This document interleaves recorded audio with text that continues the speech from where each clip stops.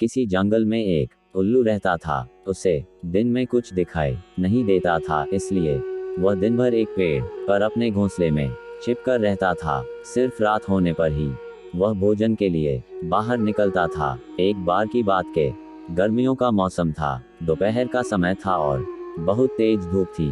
तभी कहीं से एक बंदर आया और वह उल्लू के घोंसले वाले पेड़ पर आकर बैठ गया। गर्मी और धूप से परेशान बंदर ने कहा, उफ, बहुत गर्मी है। आकाश में सूर्य भी आग के किसी बड़े गोले की तरह चमक रहा है।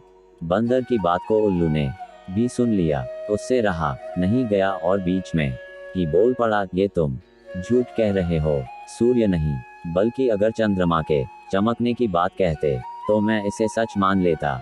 बंदर बोला, भला दिन में चंद्रमा कैसे चमक सकता है? वह तो रात में चमकता है और ये दिन का समय है, तो दिन में सूर्य ही चमकेगा। यही कारण है कि सूर्य की तेज रोशनी की वजह से बहुत ज्यादा गर्मी हो रही है। उस बंदर ने उल्लू को अपनी बात समझाने का बहुत प्रयास किया कि दिन में सूरज ही चमकता है, चंद्रमा नहीं। लेकिन उल्लू भी अपनी ही जिद पर अड़ा था। इसके बाद उल्लू ने कहा, चलो हम दोनों मेरे एक मित्र के पास चलते हैं, वही इसका निर्णय करेगा। बंदर और उल्लू दोनों एक दूसरे पेड़ पर गए। उस दूसरे पेड़ पर उल्लुओं का एक बड़ा झुंड रहता था।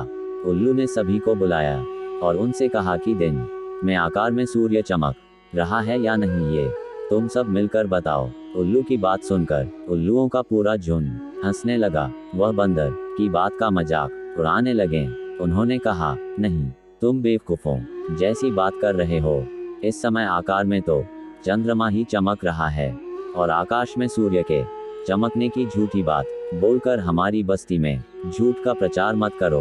उल्लुओं के झुंड की बात सुनने के बाद भी बंदर अपनी ही बात पर अड़ा हुआ था, जिस देखकर सभी उल्लू गुस्सा हो गए और वे सारे के सारे बंदर को मारने के लिए उस पर झपट पड़े। दिन का समय था और उल्लुओं को कम दिखाई दे रहा था, इसी वजह से बंदर वहां से बचकर भाग निकलने में कामयाब हो गया और उसने अपनी जान बचाई। कहानी से सीख। पंचतंत्र की यह कहानी हमें सीख देती है कि मूर्ख मनुष्य कभी भी विद्वानों की बात को सच नहीं मानता है। ऐसे मूर्ख लोग अपने बहुमत से सत्य को भी असत्य साबित कर सकते हैं।